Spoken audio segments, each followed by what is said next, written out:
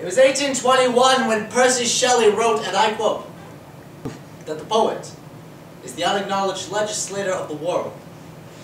And the operative word is unacknowledged. Unacknowledged who are the lead-lidded, swaying-headed English-lit students. Unacknowledged by the critics cringing and striking palms to forehead. You wrote this shit? And unacknowledged by the self-proclaimed lovers of poetry, because they love all things pretty and earnest, well, as long as it has meaning for you. Oh. And unacknowledged by the poets performing in the final corners of cafes and in obscure parts of the McGill campus. Actually, the wall, perfectly poised for hindsight, well, that's where I stand today, where 1,000 past sets have been spoken. And I can only tell you this much. I have been praying to the howling ghost of Ginsberg, and I've been left to low back. I have dipped my hands into the yellowing pages of anthology, and they've come up ropey and fraying. And I've heard the refrain before. The points are not the point. The poetry is the point. And what is the point of poetry? If not to puncture synaptic junctures, snapping at sciatic nerves, because we are more gadfly than God. But to dismiss for one moment the diction stranger than fiction, the syntax that purifies like Windex, clearing the big picture view for just one moment. We are still too often back of coffee shop curiosities, the velocity of our voice stopping short at skinny spine chapbooks, and I know, we sing, and we dance, and we roar, and we slam, yeah, we burn! But our flames smolder underground like coal fires, and smoking and choking on the fumes of demagoguery. I tell you, I want to see the sun again. I want to watch the sun as it rises on the day we begin, by throwing the crumbs of stale cliches into the surf. That day the phrases are going to turn pirouettes. I want to watch the sun syringe the clouds full of light as it caresses the curving lines and the crowds of people who've come for the written, the whispered, the crisp, the clattering, the kissed, and the laughing word. I want the sun to blind me so I can just listen. For the fricatives falling, for the bilabials bursting, for the vowels stretching, so let the choir do the preaching.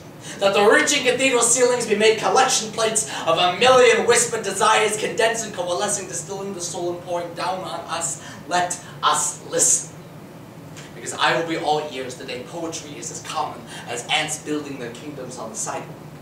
The day every word is a name. The day every name is a baptism. The day the clenched fists of men are pried upon by a held pen, and the streets run black and blue with ink, and I will swim in the bled knowledge of articulation, and I will see again. Because I can only tell you this much.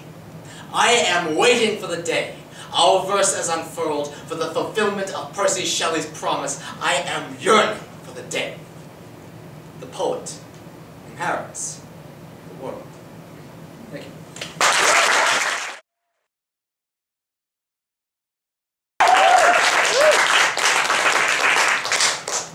Now the first thing I remember was the gray granite steps of my high school, and that it was a lovely April day.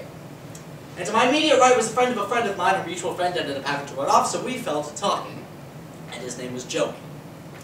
And Joey and I were talking about women because we're both 16-year-old males and neither of us followed hockey.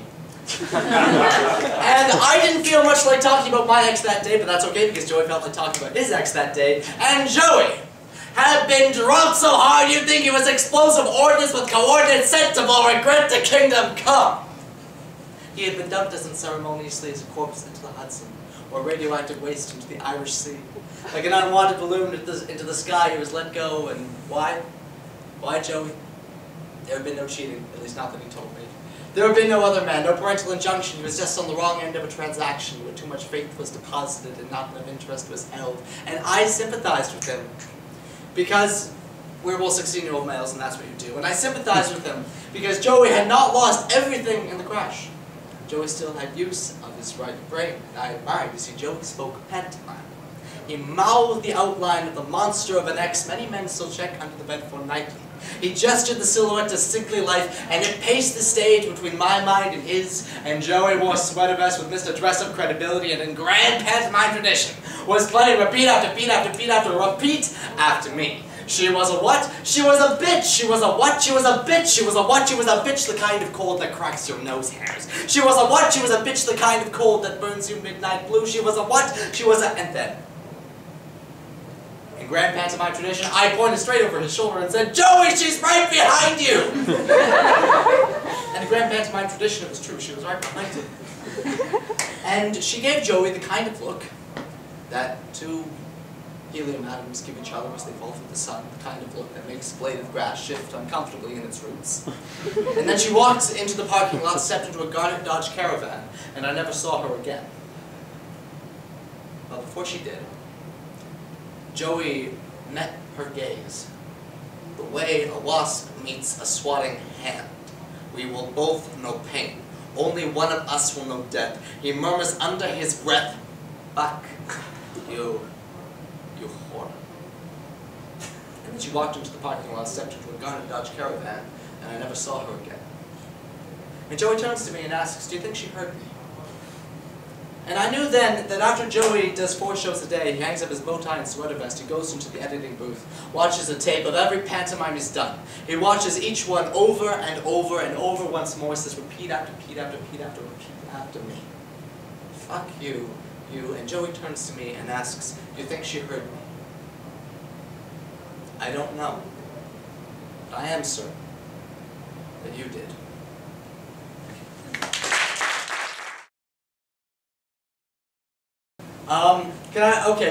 Can I do a short poem that just makes fun of slam? Yeah. Oh yes, yes. Slam. I think I know this one. Okay. This poem is dedicated to all 5 judges, and thank you for doing such a great job this evening. Woo! Judges, score this poem a 0. Score this poem a 0, I fucking dare you to. Tell me, there wasn't a phrase that tickled your ears, there wasn't a truth that moved you or a pun that amused you whatsoever. Thank you, judges. Give this poem a 0. Tell me, cut the crap and the score creep to the room, cut me down and tell me that this poem sucks. Because I've come to a slam. So I do not want feathered finger forgiveness. I do not want a dignity saving 77777. I'm alive! Try to squirm in your seats and run your lips through your teeth because this poem is just so painful to listen to. So pay me in kind. Cut me down and tell me. Show me. Give me a big, wide, empty, gaping shark's maw, Tyrannosaurus gobbling, broken hollow earth bomb crater of a 0. Because I gave you my all. And I gave you my worst. Now judges, do me the same. I fucking dare you to. Thank you so much.